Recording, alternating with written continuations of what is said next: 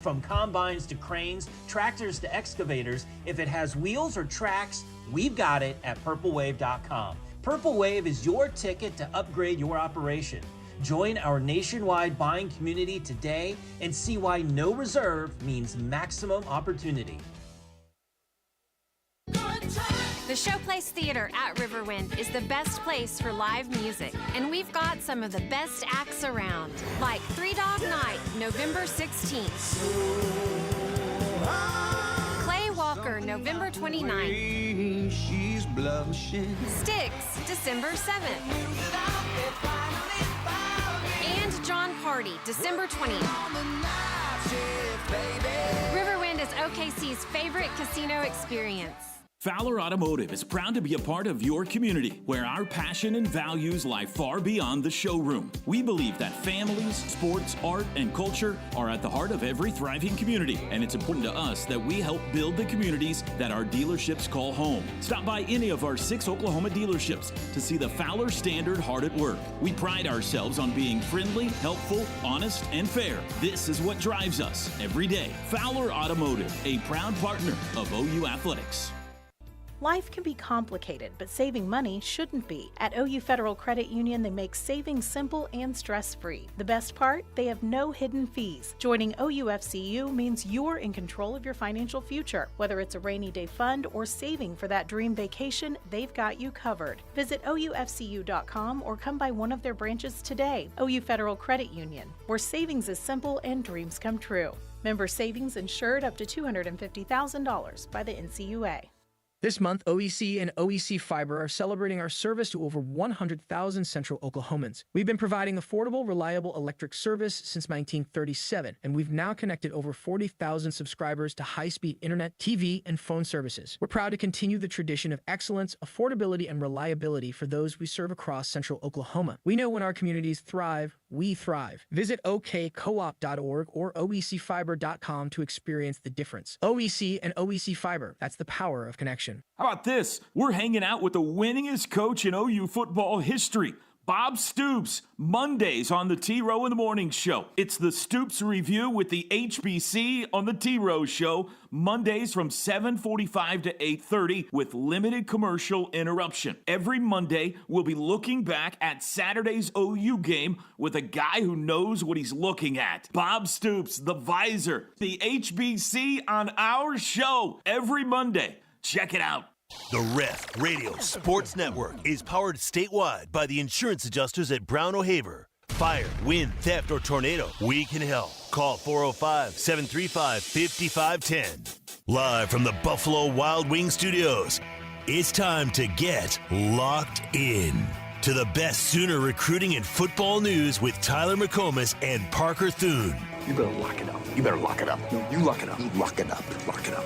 Hit the guys up on the Riverwind Casino calling line at 405-329-9000. Text the show on the Knippelmeyer Chevrolet text line at 405-651-3439. Do it! Just do it! Now, with Locked In, here's Tyler McComas and Parker Thune. Well, we had all last week to talk about this game on Saturday. We've had all this week to talk about this game on Saturday. I'll do it for 4 more hours today. We got the Friday, Football Friday, to do it before the game on Saturday. I mean, we've already talked about this game in just about every single angle that you could approach this football game.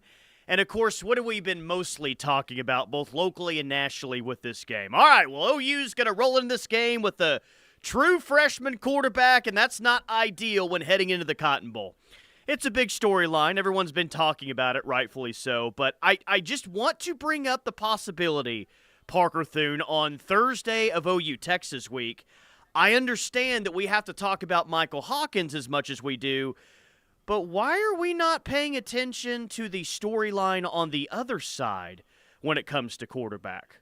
Because the other starting quarterback in this game hasn't played in a month. Turned the ball over 3 times last year in this game and is going up against one of the best defenses that he's seen in his entire life. I don't know if you want to say that this OU defense is better than the two defenses that he faced against Alabama. I do think OU could go toe-to-toe, though, with any defense that Quinn Ewers has seen in his Texas career. I get the Michael Hawkins talk. I understand it. But should we be talking more, or at least a little bit more, about Quinn Ewers going into Saturday? We should. Now, I understand why there is no such talk nationally, because it boils down to this. And I don't even know what to chalk it up to, Tyler, but there's an infatuation with Quinn Ewers among the national media, and we're on year 3 of this.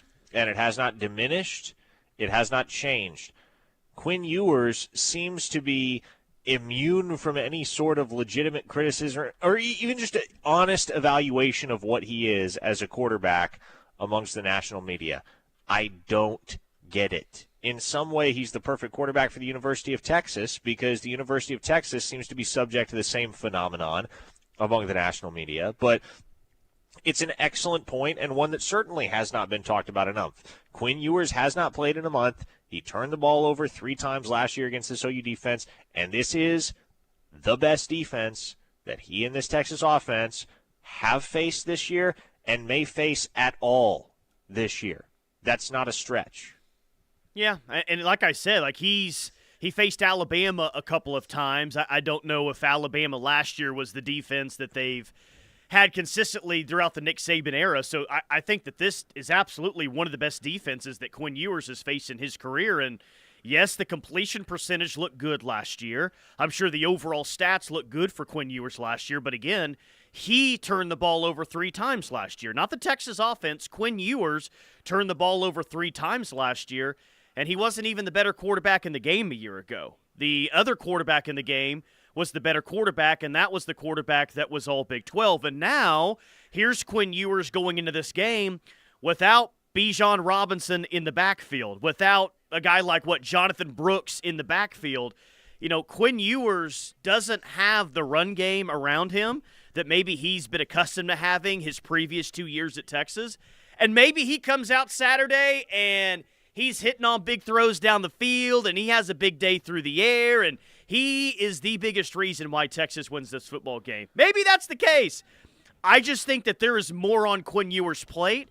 I think it's maybe more of a challenge, though, than kind of what people have presented it as this year for Quinn Ewers. And I do think him being out for a month, it's not nothing. And I know that he's been injured before and he's come back and he's played well. But, man, like for a guy that's looking to get into a rhythm, this is going to be a really tough OU defense to get into a rhythm against, especially early in the game, because they're going to throw some things out. I would bet that they haven't shown all year long. Oh, certainly. And I think the priority for Venables in this defense from the jump is just going to be, hey, make Quinn Ewers make decisions faster than he'd like to. And if he has to make decisions faster than he'd like to, that's where he becomes particularly susceptible to those crucial mistakes and turnovers, Tyler. And so I would think with R. Mason Thomas at the absolute top of his game lately, the Sooners pretty much completely healthy in the front 7 now with the return of Deshaun McCullough. I mean, do you consider Kendall Dolby at Cheetah part of the front 7? You know, it's semantics there. But they're as healthy as you could hope for in the front 7. They got some guys that are playing their absolute best ball as of late, including R. Mason Thomas and Kip Lewis. And, man, if you can bring the heat to Quinn Ewers and you can take away the run game from Texas, if you can take away the run game and force Quinn Ewers to beat you with his arm, is he capable of doing it, Tyler? I don't know, but you feel good about your opportunities to win the game if that's the case, right? Like, wouldn't you live with that result if you're OU, if that's what it comes down to? I totally would. If Quinn Ewers beats you with his arm, you can walk out of that Cotton Bowl saying, you know what? Tip the cap to him. He got it done. Old Chris from San Diego says, you still think Quinn Ewers is starting? I do think Quinn Ewers is starting. In fact, the head coach at the University of Texas told us today that he is starting. So I will choose to believe that Quinn Ewers will start on Saturday per Steve Sarkisian. 405, any recruiting news? I know we've had a couple of decommits in the last month. Well, it depends on what class you want. Do you want recruiting news in the 26 class, 27 class, or news of the 2025 class. I mean, they did offer Caleb Burns recently, and that feels like that's going well for OU. He'll be in Eugene this weekend for that big-time Oregon-Ohio State game. But, man, outside Caleb Burns in 2025, there's just not a lot there at this point. Yeah, I mean, there's not that much happening. There's not that much that will happen the rest of the way in the 2025 class. Again, I expect Oklahoma to flip 3-star Baylor linebacker commit Caleb Burns. As to when that becomes official, when that's finalized, I don't know. He's obviously got other visits. I believe OU's in the driver's seat there and that they will flip his pledge. We'll see. But outside of that, man, it's just – and now it's kind of a game of waiting and seeing, okay, what does Oklahoma do at defensive tackle? Because I do feel that they're going to take another high school defensive tackle in the 25 cycle. Just not entirely clear who that is.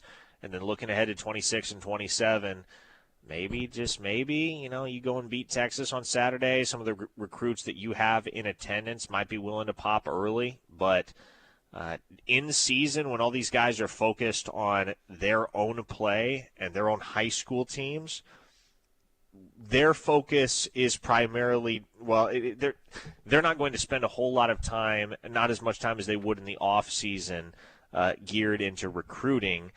And also, as a program, your focus is not necessarily blowing up these kids' phones, making sure they feel the love. It's establishing a proof of concept. It's going out and winning football games, showing those guys, hey, you come to Oklahoma, you're going to be part of a championship culture and a championship program. Reform Sooner says, are you saying OU's defense is better than Michigan and Georgia? I think they're better than Michigan. Georgia is a separate conversation. Georgia, we'll see. We'll see. I think it's possible that Oklahoma's defense could be better than Georgia.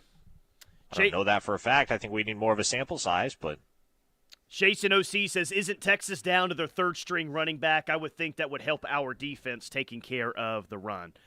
I guess technically, Jaden Blue, running back 3, maybe before the start of the year, and they got before they got all those injuries. We may see Trey Wisner starting in this game for Texas. That possibility is at least out there, but they just haven't hit on the run game like they've had in previous years. So it sounds like that's their big concern offensively. And if you're not able to run the ball consistently in this game, I know Isaiah Bond is a dude for them on the outside, and Quinn Ewers does throw the ball well down the field. But, hey, Texas' offense is going to have some really difficult moments in this game if they're not able to run the ball consistently. And I think OU is going to do a really good job against the run. I believe that going into this game. Well, and then the question becomes, can Texas do a really good job against the run? Because if Oklahoma can find a way to get the run game going, Tyler, there's a very direct correlation in the last 25, 30 years between the team that runs the ball more effectively in this game and the team that ultimately winds up on top when the final horn sounds. So if Oklahoma can run the ball more effectively than Texas, that is a key cog in the machine as far as generating the recipe for victory. This is a really good point.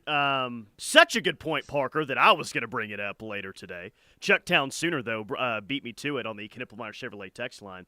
We talk about time of possession all the time, right? Especially with this team the past few years. They've got to figure out a way to even time of possession. If they could win time of possession, that would be fantastic. Keep your offense out of the field. Keep your defense off the field. Well, that's important in every game. It's certainly important when you play a team ranked number 1 in the country. But might it be more important than normal on Saturday? Potentially, because as Chucktown Sooner says, the heat is my big concern for our defense if our offense still can't get it going. Being nearly 100 degrees, those guys will get gassed in a hurry. So time of possession, like I said, in any game against a good team is important. Dude, it's going to be a scorcher there on Saturday. Winning the time of possession can maybe mean more than it normally does, and just in terms of what it's going to feel like on the floor of the Cotton Bowl. Yeah, and I think if you're Oklahoma, especially as the underdog in this game, Tyler, you want this game to go as fast as possible. Right? You want to speed the game up. You want to keep that clock rolling. You don't want to turn it into a 4-hour slugfest of an affair, because that kind of plays right into Texas's hands. But if you can speed this game up, If you can keep that clock moving and limit the possessions offensively for Texas, and again, you can be wise about the decision-making process for Michael Hawkins and just keeping your offense on the field, calling the right plays in the right moments, and maybe nobody has any faith in Seth Luttrell to do that. I still think Seth Luttrell's a good play caller and that we're going to see the best of him on Saturday. But if you can accomplish all of those things, then I know one thing for a fact, Tyler. If that's the type of football game you can play, Texas sure isn't covering that 15-point spread, and you're putting yourself in a very strong position to be able to win that game in the fourth quarter. I think the template that comes to mind is, do you remember the OU-Nebraska game in 2021? Yes. There was one of the best interceptions I've ever seen in that game. Yes, and that's what we all remember that for. But that game took less than 3 hours, start to finish, and Nebraska limited Oklahoma to 8 offensive possessions.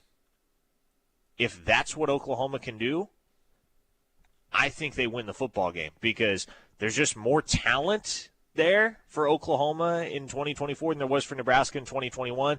I think they're going to be able to better capitalize on scoring opportunities. And ultimately, you look back at that game, I can't remember how many points Oklahoma was favored by. It was at least an 18, 20-point spread. It was a large number. They won the game 23-16. Yeah, and he had the crazy – he was at DJ Graham, had that crazy interception, and Nebraska was like inside the 30. I think they were on the plus side of the field at least when that interception happened. So, yeah, that was a really, really close game, a lot closer game than most people thought it was going to be. Was it like 3-3 or 10-7, 7-7, something like that at halftime? Limit possessions for Texas 100%, because not only do you limit their opportunities to score – you also keep them on the sidelines a lot, and that's how you get Texas out of rhythm. No one's been able to get Texas out of rhythm offensively, and that's been the case like going back to last year for a while, right? Like no one has consistently throughout a game been able to do that. So Texas, they're going to hit on some big plays from time to time. Sark can scheme things open. He's a really good play caller. They got good talent on offense. But, man, you want to talk about the pucker factor. You keep them on the sideline and limit possessions, that's when they really start to feel the heat if they're not kind of in their rhythm offensively with the quarterback that hasn't played in about a month. Yeah. Well, and the other aspect of it, too, is you keep your defense fresh on the sidelines. And I think this defense is going to be fresher after the bye week. They looked a little fatigued against Auburn. Still played pretty dang well, but they looked fatigued. Didn't look like they were completely moving at 100% speed, at least the way that they're capable of moving. The Tennessee game, Tennessee I think is a great example of what this Oklahoma defense looks like when they're in peak form. They got set up in some really bad positions by the OU offense throughout that game and still held their own and did everything that they needed to do to put OU in position to win. So if they can replicate what they did against Tennessee, against Texas, then I think 60 minutes of Michael Hawkins wins you a football game, Tyler, because 60 minutes of Michael Hawkins probably would have won you that game against Tennessee. Boy, YouTube live chat right now is cooking old Steve Sarkisian on here. It's basically Gunny and Cherokee Sooner going back and forth. Gunny starts it off by saying Sark doesn't wash his hands after he goes number 2. Sark eats puppies. That's from Gunny. Cherokee Sooner says Sark thinks Pluto isn't a planet and that he also filters his farts. Cherokee Sooner says Sark listens to the franchise, which, man, that's a tough one right there to overcome. Sark thinks Lubbock has beautiful landscape. That's from Gunny. Gunny also says Sark thinks the blue whale is in Claremore. So some high-quality content going on the YouTube live chat right now. If you would like to join the debauchery, at KREF Sports on YouTube, go subscribe to our page and hop in the comments there. It's quite entertaining. Quite entertaining for sure. 405-651-3439 is the Knippelmeyer Chevrolet text line. Are you going to Independence Stadium tonight, where I was December 31st, 1999, watching OU play Ole Miss, or is it a local high school somewhere? That is not where I will be. I will be bad. I forget what the name of the stadium is. I'm going to Captain Shreve High School in Shreveport, Louisiana. Captain Shreve. Interesting. Captain Shreve High School, one of the more unique high school names That's I think its I've name. ever heard of. Fascinating. I'd like to see what their logo is, what their nickname is, and everything else. And you are going to see Payton Houston, correct? That is correct. Well, as it pertains to Payton Houston, there is a fascinating, and I mean fascinating, player comp that was on Rivals today for an OU quarterback commit, kind of where OU stands in that recruitment, why you're out there in the first place to see a kid like this, and that player comp is fascinating. We'll get to that and a whole lot more coming up next. Keep it locked on the Ref. Beat Texas Week on the Ref is brought to you by Boyd Street Ventures. Visit BoydStreetVentures.com to see how Boyd Street Ventures is bringing OU innovation to the world. Boyd Street Ventures, under the radar, above the crowd.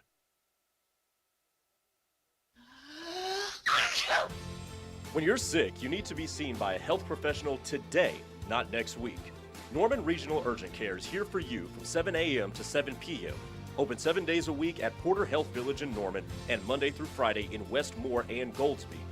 No appointment needed, just walk right in. Whether it's a sudden illness or a minor injury, Norman Regional Urgent Care is ready to get you back on your feet today, not next week. Schumacher Law Group, when experience matters. Tracy Schumacher is a former prosecutor and former district judge. Whether it's a probate challenge, criminal charges, or contentious divorce proceedings, experience matters. The attorneys at Schumacher Law Group provide compassionate, knowledgeable advice, all while fighting for your best interests. Find Schumacher Law Group online at lawgroupok.com or call 405-701-1882. Hometown lawyers ready to fight for you when experience matters. SEC football is underway, and Balfour of Norman on Campus Corner has what you need to support your Sooners. Locally owned for more than 45 years, Balfour is a favorite for OU fans. If you're going to a game, tailgating, or attending a watch party, come see the latest in Sooner fashion. You'll find polos, tees, jerseys, jackets, and other cold weather gear, and even some bling for her. Balfour has sizes for the youngest to oldest Sooner fans, from great brands like Jordan, Nike, Champion, Antigua, Hype and Vice, Zuzats, and many others. Something for everyone. Additionally, you'll find a great selection of tailgating supplies, from serving pieces to paper plates to grilling accessories. The gift selection is beyond what you would expect with wall art, outdoor decorations, including flags and banners, OU automotive items, and even Sooner golf accessories. If it says OU, Balfour probably has it. Their friendly staff is available to help you find just what you need. So stop by and say hi on your way to the game or anytime. Or shop online at crimsonbrown.com, where you'll find everything Sooner. Hi, I'm Luke Settle, leading a team of dedicated insurance professionals alongside experienced pharmacists here at Sooner Pharmacy in Norman, Oklahoma. Medicare doesn't have to be confusing. We combine pharmaceutical expertise with insurance knowledge to help you navigate the options, find the right fit, and make informed decisions about your health and financial security. Visit makeahealthplan.com or call 405-217-0711. Plan Insurance, your trusted Medicare partner. It's OU Texas Week. And does the Ref have you covered? We start your OU Texas Friday off right with a T-Row in the Morning Show with Toby Rowland and TJ Perry. Live from the OU Alumni Association's Beat Texas headquarters at the Omni in downtown Dallas. Making the mid-morning trek down to Dallas this Friday? Be sure to visit Chris Plank at Ardmore's Therapy to Go, just off I-35, to stock up for all your pre-gaming Red River needs and a chance to get some free Ref Army swag from 9 to noon. Then we go back to the Omni in Dallas at noon with Parker Thune until 3 for the Steelman and Thune at noon and Locked In. And finally, Teddy Lehman and Tyler McComas of The Rush wrap up our Friday coverage from the Omni. Beat Texas Week on the Ref is brought to you by Boyd Street Ventures. Visit BoydStreetVentures.com to see how Boyd Street Ventures is bringing OU innovation to the world. Boyd Street Ventures, under the radar, above the crowd. The Ref, the home of Sooner fans.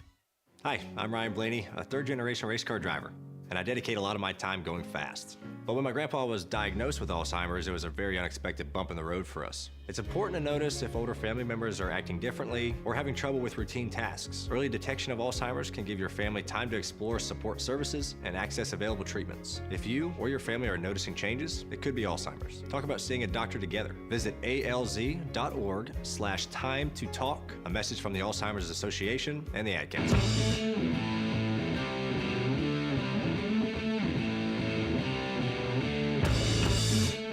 Locked in with McComas and Thune, live on the ref for the Houma Sooner fans. Tyler McComas, Parker Thune. Yes, we will be at the Omni downtown Dallas all day tomorrow for the show, 6 a.m. to 6 p.m. It's got to be my favorite day of the year when it comes to doing a radio show, just hanging out at the Omni. Parker and I will be there together from 2 to 3. Teddy and I will be there together from 3 to 6. Caleb Kelly, I believe, is going to join us for an entire hour from 3 to 4 p.m. Boz will be in his normal spot, 4:45 to 5:20. Big time Friday coming up live at the downtown Omni there in Dallas. Same place where SEC Media Day was. So look forward to seeing a bunch of OU fans down there on Friday and, of course, on Saturday as well. Parker is in Shreveport, Louisiana, going to see 2027 quarterback Payton Houston, currently rated as a 4-star, the number 15 player nationally, 6 foot, 195 pounds. It's 2027 rankings. Like, there is a real chance, like, we get to a year from now or, even a couple of years from now that this Payton Houston kid could be a 5-star by the time it's all said and done. I expect he will be a 5-star. I've said a long time I like him better than any quarterback prospect in the 2027 class, and I'm not necessarily, married to that take. I'm not saying things can't change, because they can, and guys get better, and guys improve, and guys take meteoric leaps. For instance, 2 years ago, nobody was talking about the 2025 class and mentioning Keelan Russell's name because he wasn't any good yet. But, boy, has he morphed into one heck of a quarterback, and Alabama's got a good one there in their 25 class. But as of right now, this second, I think Payton Houston is as good as it gets in the 2027 cycle. Oklahoma is of that same belief, and they have recruited him quite fervently to this point. Well, the player comp on Rivals today that I read is a fascinating one. Like I said, what are his measurables again? They've got him listed at 6 foot, 195 pounds, a dual-threat quarterback. Kyler Murray is the player comp that Rivals has right now. It says Houston is the complete package at quarterback. Great footwork, really quick release, throws with great accuracy, 4-star throws with great accuracy at all 3 levels, has good zip on the ball, and can make off-platform throws and throws from different arm angles. Houston is an elite athlete with great speed, agility, and acceleration. The most impressive thing about Houston is how much he has improved over the last year. His mechanics have improved, he's a better athlete, and he makes better decisions. This is what coaches want to see, improvement year after year. Not a whole lot of Kyler Murrays that we have seen over the years in college football, right? When you're just talking about the size, the speed, arm strength, the accuracy. Like, he had a unique body type for sure as a quarterback. So that's one heck of a comparison there for Payton Houston if we're saying he could be similarly athletic as Kyler and also throw the ball just as well too. Like, dang. Yeah, frankly, I hate that comparison. I hate that comparison because I don't want OU fans expecting that kid to be the next Kyler Murray because I don't think he's Kyler Murray. Well, that's not to say he can't be as good as Kyler. I think, and it's, there's a lot of development that has to happen, but Payton Houston is definitely a guy that can be in New York City for the Heisman Trophy presentation one day if he continues to develop commensurate with the evolution of his body and his overall processing capacity as a quarterback. But Kyler Murray is a one-of-a-kind athlete. The agility and the deftness with which he moves, man, you're not going to get many of those guys, period, at any position, let alone at quarterback, that have Kyler Murray's level of shiftiness and ability to just get out of any situation that a quarterback might find himself in, bounce it outside, get out of the pocket, do something off script. Kyler Murray is one of the most unique football players of the 21st century. Payton Houston isn't that, but the mobility is not a question. The arm talent is not a question. He's bigger than Kyler. Again, 6 foot might be a little bit generous. He might be 5'11". But in this day and age, you don't need a quarterback that's 6'4", 6'5", in order to build an offense effectively around him. All you need is a guy who's going to be able to make off-platform throws, throw from multiple arm angles. He's not going to have to sit inside the pocket and wait for things to develop, but is going to be able to provide a threat with his legs such that the defense has to react and scheme accordingly. and that presumably opens up opportunities downfield for his receivers. And, of course, the one thing you kind of worry about is he going to have a lot of passes batted down at the line of scrimmage? Okay, that's something any smaller quarterback is going to deal with. And will he be able to see receivers, especially smaller receivers, coming across the middle? And that's a fair concern as well. But all in all, man, there's so much to get excited about with Payton Houston's game. I would not use the Kyler Murray comp, but he's a very special football player. Yeah, but you're going to ask him if he's going to wear number 1 at OU with Kyler's blessing, right? You're going to ask him that tonight? First question. Sure. I mean, does he need Kyler's blessing? I don't think he needs Kyler's blessing to wear number 1. They don't retire uniforms around here, at least not on the football side of things. So I'm guessing he probably doesn't need his blessing. Houston is a high-value target for a lot of programs. Georgia, LSU, and Baylor have all offered him over the last 2 weeks. He was also in College Station last weekend to watch A&M beat Missouri. So, as you would imagine, we are a ways off from the 2027 class. But several schools have identified that, yeah, Payton Houston's a really good quarterback, and we would like him in our future recruiting class in 2027. So it's not just OU that is in heavy pursuit. I just mentioned some right there: Georgia, LSU, Baylor, Texas A&M. There's going to be a lot of schools, probably just about every single SEC school, if they don't have a 27 quarterback already, that'll probably be after Payton Houston, I would imagine. Mm-hmm. Will Fish in Arkansas says, heard Trace Ford this morning compare Michael Hawkins to Kyler Murray. And that might be a better comparison, frankly. Michael Hawkins probably, at least as far as how he plays the game, probably strikes more of a resemblance to Kyler Murray than Payton Houston does. And that's kind of natural, kind of understandable when you consider the fact that Kyler's dad has trained Michael for years and years and years. Obviously, Michael's taller, but he's got the same athleticism. He's got the same arm strength, that same quick release. There are a lot of hallmarks to Kyler's game that you do see reflected in Michael Hawkins, that's for certain. 405, did Jalen get Kyler's blessing? I don't think Jalen needed Kyler's blessing either. I think he just kind of showed up and was like, I'm wearing number 1, and that's it. Well, and CD was wearing number 2 that year. Yeah, he would have worn number 2 that year. And Hurts wore number 2 at Alabama, so he did not get the number 2 that he wanted. Maybe number 1 was about being the number 1 quarterback at OU. Maybe he was going to change his number altogether. QB1. Because he was the number 2 quarterback at Alabama, That's is that right. what you're saying? Yeah. Unfortunately, he did finish number 2 in the Heisman Trophy voting that year. Wish he would have finished number 1 that season as well. Brad from the 405 says, just don't add another 1. Don't make it 11.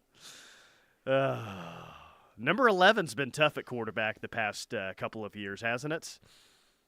How many OU quarterbacks, how many good OU quarterbacks in this program's history have worn number 11? Are there any that come to mind? Jack Mildren, godfather of the wishbone, I believe wore number 11. Okay. That's one. Outside of that, Bevel wore 11. Jackson Arnold wore 11. But there's been 11 is one of the most successful jersey numbers in program history. But that was Dede or Teddy or a lot of other great 11s in program. Outside of Jack Mildren, I can't think of another great quarterback that wore 11. But if I can't think of one, the text line will pick me up on that one. We're gonna just blame Teddy for ruining the legacy of the number 11 for all who followed. Or Jaden Hazelwood, whichever one you prefer. One of those two, though. Oh man, yeah.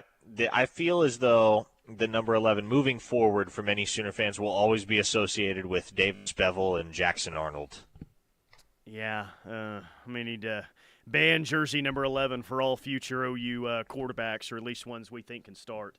Drew says... There you go. You retire numbers because they suck, not because they're great. That's the only jersey number they retire is just number 11. You know how Nebraska has kind of their names in that one end zone with their jersey numbers next to it? Just put 11 QB on the press box somewhere. I'm down. Bevel and Arnold. Bobby Warmack says 214. Chonky Chuck says Blake Bell -1. What was Landry Jones, says old Chris. Landry Jones was 12. Landry Jones was number 12. Tinker Owens, number 11, says Jason from Garland, Texas. Yes, he was another great number 11. Obviously not a quarterback, but very good. Okie Drink Slinger says number 7 took a hit for a few years.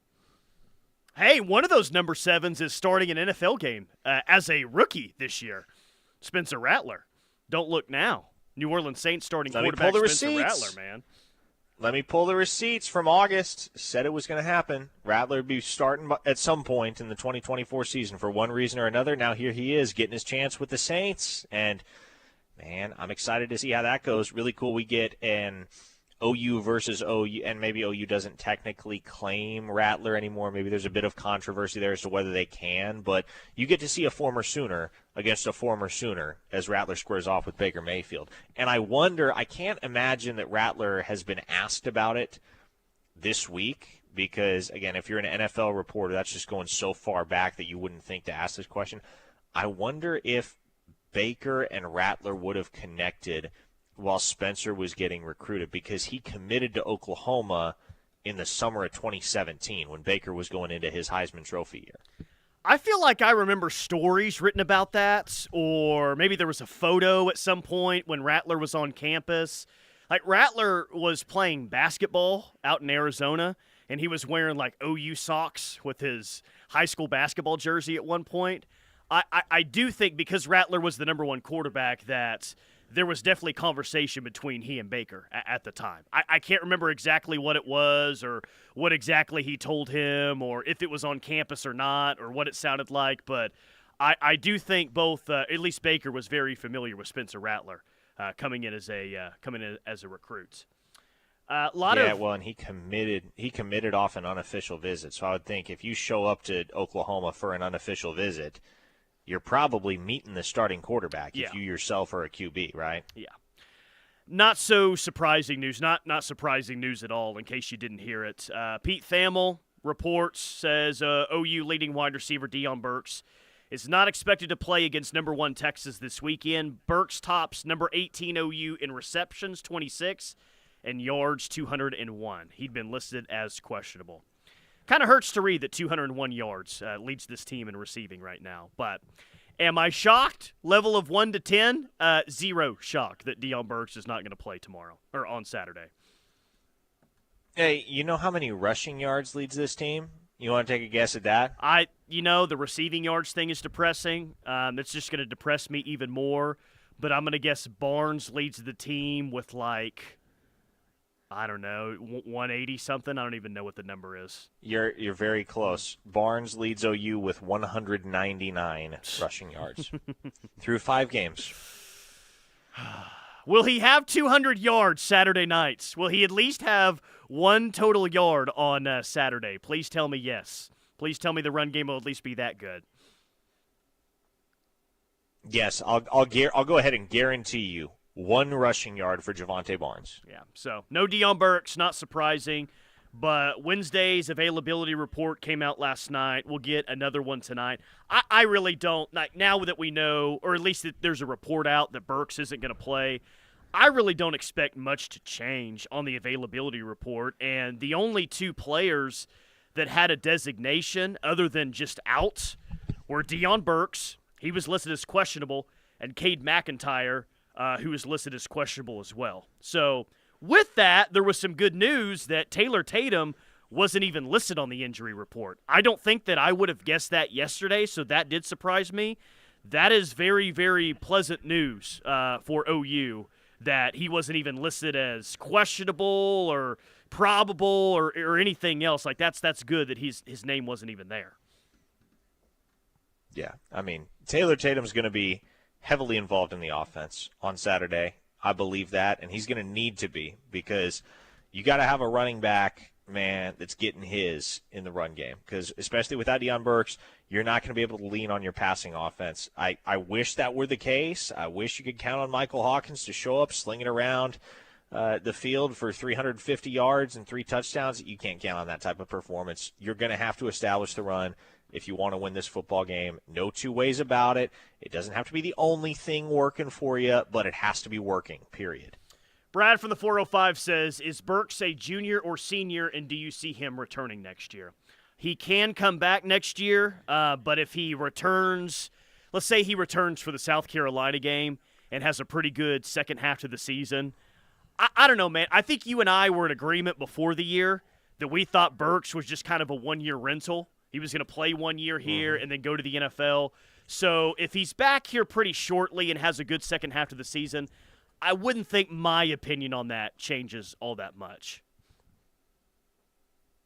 I think as of right now, Deion Burks is back in 2025.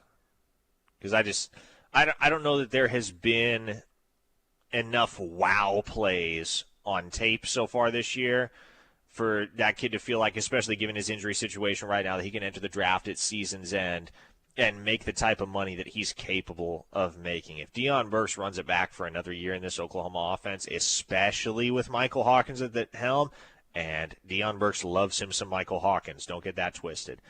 If he runs it back for one more year, you're looking at a potential first-rounder at that point.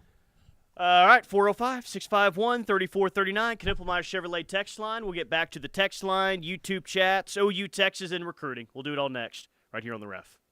Sound off any time of day on the Knippelmeyer Chevrolet text line at 405-651-3439.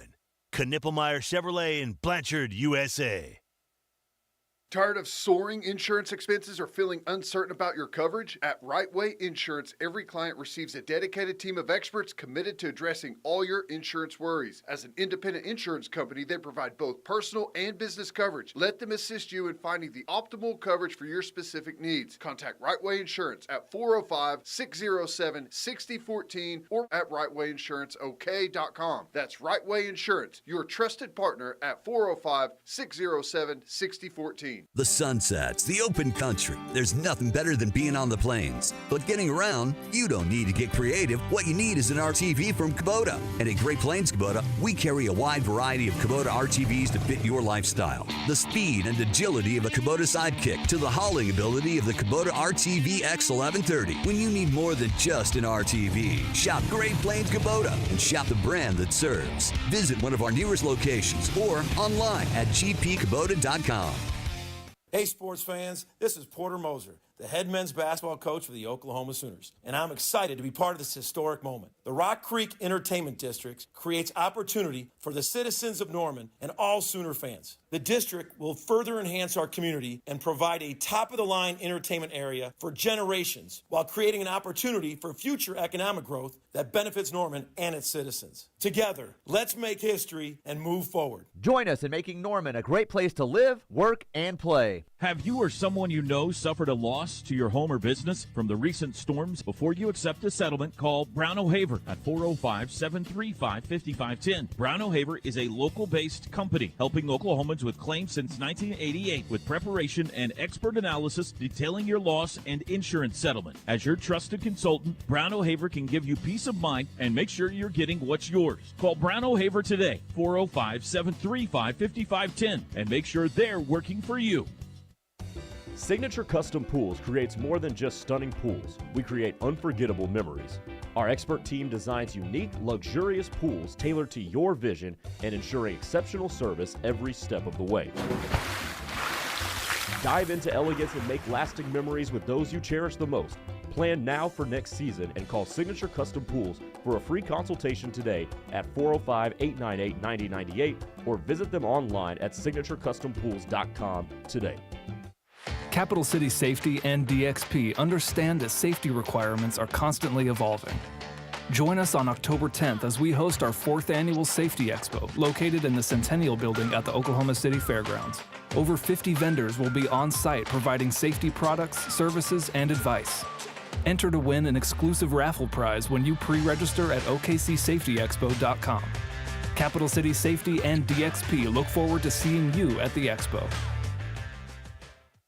Ready to transform your backyard into a stunning oasis? At Deckworks, we specialize in high-end decks, patios, pergolas, gazebos, and other outdoor living experiences. With over 30 years of unmatched craftsmanship, we bring your backyard dreams to life. From luxurious decks to serene landscape gardens, experience the difference that only 30 years of dedication can deliver. Visit Deckworks.com, a Brent Swift company.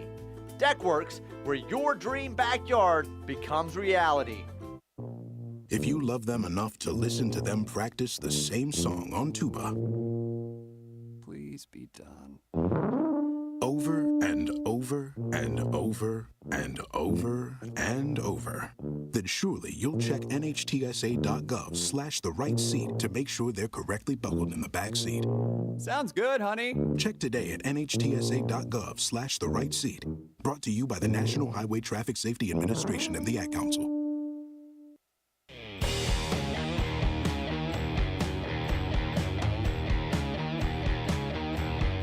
Dorsey Jones Buick GMC in El Reno, bringing this hour of Locked In with McComas and Thune. Dorsey Jones is family owned and operated, established in 2020, but many of their employees have been there for more than 20 years. They pride themselves on having the best service technicians and friendly service advisors that put your needs first. And they also sell Buicks and GMCs, which are some of the best trucks and SUVs on the road. That's Dorsey Jones Buick GMC in El Reno. One game tonight on KREFSports.tv. We've got Enid at Norman on this Thursday night. A lot of games on Friday. The lone game on Thursday evening, KREFSports.tv. You can check out Enid at Norman coming up later tonight. So that'll be on KREFSports.tv. What's the because, we've talked ad nauseum by now about, the offense has got to have their best game of the year. Offense has to do this. Offensive coordinator needs to try this and do that. What is the position on offense that we feel best about heading into this game?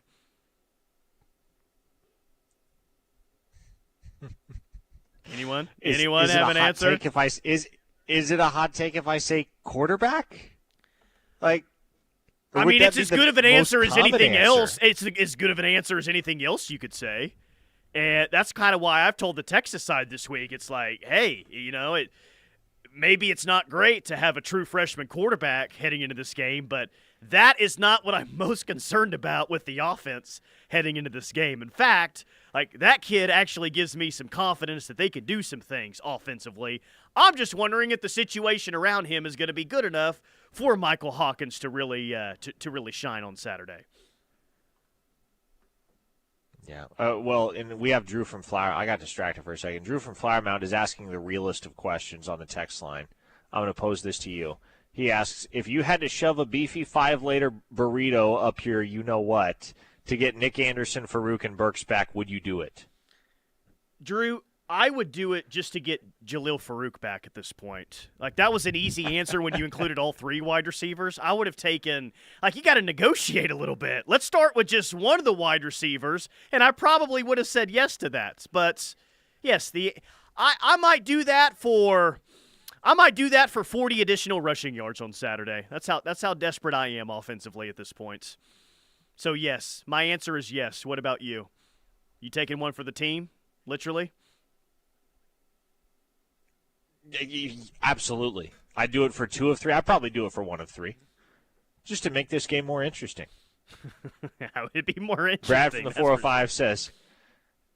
405 says, pause. Yes. No, trust me, we're all thinking of it. OU Optimists ask, how about the world's hottest chip? What about it? Did I miss something here? I'd do it. Oh, for the same thing. Yeah, sure. There's a lot of things I would do that I am not proud of to get 3 wide receivers back for this game. But here's the deal. Those guys are out. Probably your best 5 going into camp are out. There is an opportunity for someone to emerge. The opportunity is there, Parker Thune. And we've been saying that for 6 weeks now with some of these wide receivers. Well, Nick Anderson being out gives a guy like Brennan Thompson and J.J. Hester, those guys get an opportunity. We're still talking about the opportunities in the biggest game of the year. So please, someone take advantage of their opportunity. I guess J.J. Hester did that against Auburn, but I am just waiting for the big game from Brennan Thompson where he stretches the field and he catches about 2 to 3 deep balls. That's what I'm waiting on. Oh, gosh. JP Sooner said, OnlyFans, Ernie from the George Lopez show gets intimate with a beefy 5-layer. Yeah. Desperate times, guys. Desperate times here. I don't want to do this. I don't want to get a beefy 5-layer burrito and insert it there. I don't want to do that. That's not something that I want to do. But this is the situation that we're in, and this is what the situation calls for. So if given the opportunity, yes, I would to help out my team. Sorry, I'm a bigger fan than the rest of you, that I would do that and you wouldn't. Unbelievable. On the text line, Yoda simply says hello. Well, hello, Yoda. How you doing? Hope you're having a great Thursday. Brad says, as long as they don't have number 11 behind center, I have more confidence. Someone's calling it at only burritos now. Not only fans, just only burritos at this point. Philbert said, I said it before the Auburn game, but Hester big for OU again this weekend, too. Where's Hester going to be most effective? Down the field, like he was against Auburn? Maybe some slant stuff, bigger body. Like, if Hester has a big game, like what does that exactly look like on Saturday? I think Hester probably has to have 4 or 5 catch. Like, I feel like in order for this offense to stay humming and to do what they need to do in order to win, which is control the clock, stay on the field, and go turn drives into opposing territory into points, J.J. Hester doesn't need to have a 60-yard bomb like he did against Auburn. If you could trade that 60-yard bomb for 3 or 4 catches that move the chains on third down, Oklahoma's going to have to be way better in Flower Mound. I'm sorry. I read Flower Mound on the text line. Nice. My brain skipped like a CD right there. The offense is going to have to be way better on third down than it was against Auburn. They were 2 for 11, and admittedly, that should help. What should help get that sorted out, Tyler, is just not committing stupid penalties. Because how many of those third and long situations were prompted by stupid penalties that backed Oklahoma up behind the chains? I feel like every single one. You eliminate that, you should be better on third down. Yoda followed up and said, "No, read previous text. Your previous text says hello, Yoda. So again, hello. Hope you're doing well." What if he just does that every show now, and we have to read it like that? Thank you, Yoda. Can Petaway show a pulse? I think Jaquez Petaway probably sees 30, 40 snaps tomorrow. He's going to have to. What's interesting, I guess the more interesting question to me is, if you have Jacoby Johnson on the field, who does that come at the expense of? Like, are you rolling with just one plus-size receiver, if you will, and he's trotting on the field where Hester would otherwise be? Or are you going trees on either side, and you have Hester on one side of the formation, lining Jacoby Johnson up opposite him? Tush Push OU on the YouTube chat. This is a pretty good idea, actually. Seth Luttrell should use Chat GPT to call better plays. Has anyone thought of this yet? Anybody considered hiring Chat GPT as offensive coordinator? If Seth's been doing that this year, it would be Chat GPT. What's a good play call on 2nd and 14? We are in 2nd and 14 once again. Maybe we should fire Chat GPT if Seth Luttrell has been calling plays from that all year long. Otherwise, I say let's maybe utilize AI to get better play calling on Saturday. And that viewer, by the way, has the name Tush Push. What do you think about OU just going with the tush push every single down with Michael Hawkins? You think they can go all the way down the field and score doing that? Let's see. In order to keep the chains moving, you got to get 3 yards on every single play. No less than 3 yards. Feel like you can get 3 yards with the tush push every single snap? No, OU's offensive line isn't good enough for that. I'm out. I'm out. Still being 2nd 14 with the tush push? Yeah. Rough. A listener in Ohio says, I am currently in the car pickup line and slowly dying from laughter at the look I just got from the burrito conversation. Yeah, sorry about that. But look, I don't want to do that. That is not, in my free time, something that I want to do. I don't look at that as a fun recreational activity. All I can do is respond to the texts that are there. And yes, beefy 5-layer burrito, it would be inserted if you could promise me that those 3 wide receivers are coming back. I don't know what else you want me to say. I think the judging would come if I say no to that. That it's absolutely a yes. Blacktop Billy was asking if I would sleep with Steely for those wide receivers back. No, that's the one thing that I would not do. What? Oh, it's gotten out of hand now. One beefy 5-layer burrito comment, and we're off the rails on the text line. But here, I do have some good news for you. You are a man of faith. I am a man of faith. So Ryan on YouTube Live says, storm passed and I'll be coming from Florida. God wouldn't have done this to me for us to lose. Ryan's coming from Florida. Apparently he survived the hurricane. He is not not showing up for OU Texas now. He'll be in Dallas, and he's thinking that, well, God wouldn't have made me survive or let me survive and get to Dallas if he intended for OU to lose. This text line is off the rails. I told you. I'm glad we only have 4 minutes left. I'm going to struggle to keep it together. Jimmy and BA says, BV can override Seth from the field using ChatGPT on his iPad. Yes, please. Oh, man, ChatGPT. Seth Luttrell has been replaced by ChatGPT for the remainder of the season. You think that happens if OU scores less than 10 points on Saturday? Buy the subscription for it, and they just use that the rest of the season? I could be down. Could be down for that. What do you think the narrative is nationally, though? On a serious note, what do you think the narrative is nationally if OU wins on Saturday? What's the narrative with OU nationally and the narrative with Texas? Do people actually give OU credit for the win this year, or do they pull the same crap they did last year and say, "Well, yeah, OU won, but they stole one at the end from Texas"?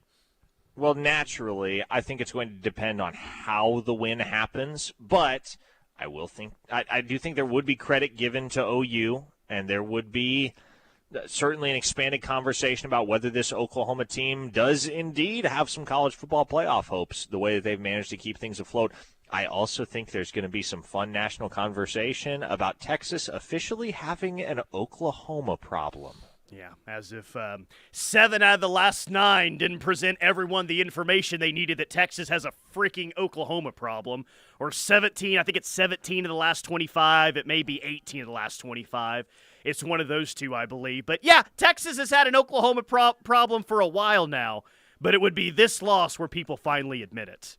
I have terrible news for you. That's not what I want to hear with 2 minutes left in the show. A Colorado listener actually asked ChatGPT to dial up a 2nd and 14 play call for Oklahoma, and the very first thing it came up with was the RPO. No!